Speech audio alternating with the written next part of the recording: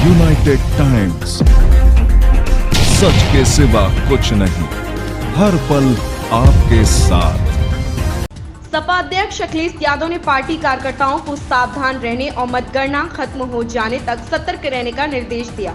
उन्होंने कहा कि भाजपाइयों के बहकावे में ना आए और सतर्क रहें। उन्होंने कहा, आप सब वोटिंग के दौरान भी और वोटिंग के बाद के दिनों में भी मतगणना खत्म होने और जीत का सर्टिफिकेट मिलने तक पूरी तरह से सजग, सतर्क, सचेत और सावधान रहिएगा और किसी भी प्रकार के भाजपाई बहकावे में ना आइएगा।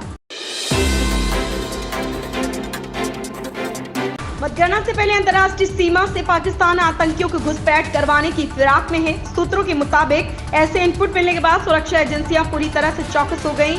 हीरानगर सेक्टर में बीएसएफ से लेकर अर्धसैनिक बल, पुलिस और सेना ने जगह जगह नाकेबंदी कर पाकिस्तान की किसी भी तरह की साजिश को विफल करने के लिए मोर्चा संभाल लिया है।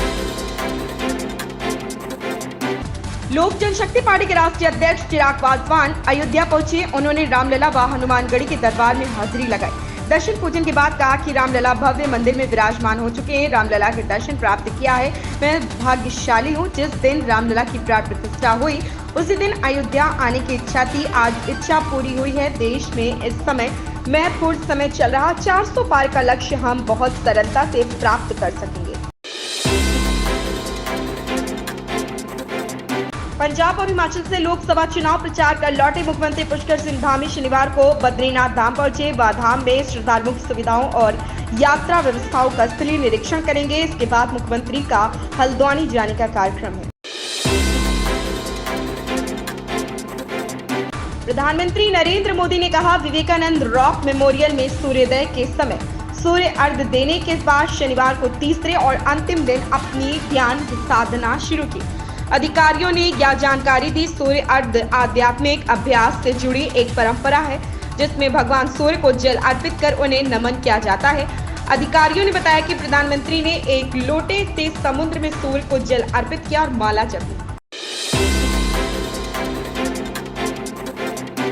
कांग्रेस के पूर्व अध्यक्ष राहुल गांधी ने लोकसभा चुनाव के 7वें एवं अंतिम चरण का मतदान आरंभ होने के बाद शनिवार को लोगों से अपील की कि वे अहंकार और अत्याचार का प्रतीक बन चुकी वर्तमान सरकार पर अपने वोट से अंतिम प्रहार करें।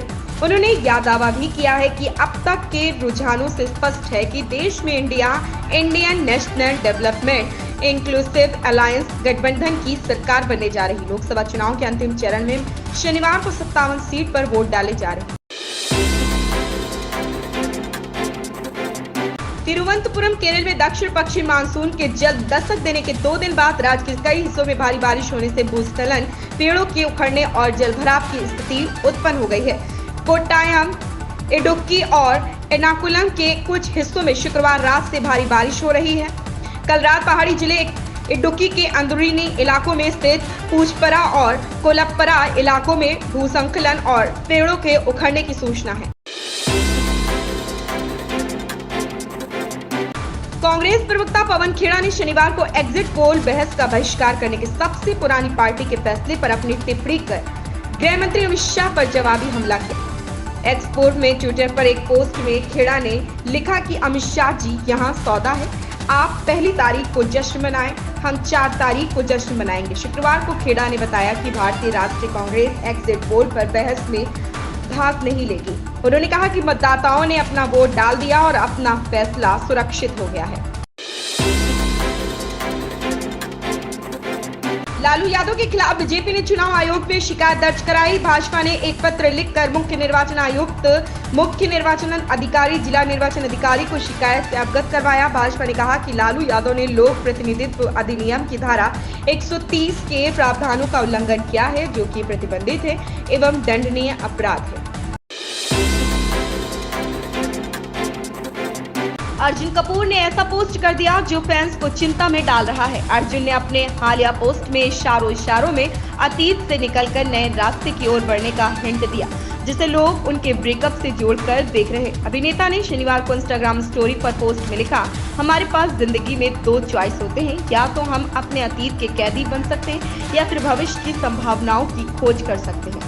बने रहिए हमारे साथ, हमारे चैनल को लाइक करें, सब्सक्राइब करें, बेल आइकन दबाकर कमेंट बॉक्स में कमेंट करना ना भूलें। धन्यवाद।